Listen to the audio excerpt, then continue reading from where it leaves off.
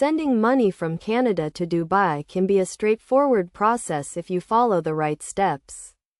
To begin, you need to determine the purpose of the transfer and the amount you want to send. This will help you choose the best method for your needs. First, consider your options for sending money. You can use a bank, a money transfer service, or an online platform. Banks are a traditional choice, but they often charge high fees and have less competitive exchange rates. Money transfer services like Western Union or MoneyGram are convenient, but their fees can also be high. Online platforms like TransferWise or Z Money Transfer often offer better exchange rates and lower fees. Next, gather the necessary information. You will need the recipient's name, address, and bank account details, including the account number and the bank's SWIFT code. If you are using a money transfer service, you may also need to provide identification and proof of address. Once you have all the necessary information, you can initiate the transfer. If you are using a bank, you can visit a branch or use online banking to send the money.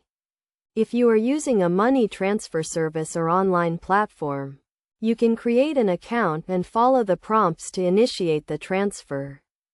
When initiating the transfer, make sure to check the exchange rate and any fees associated with the transfer.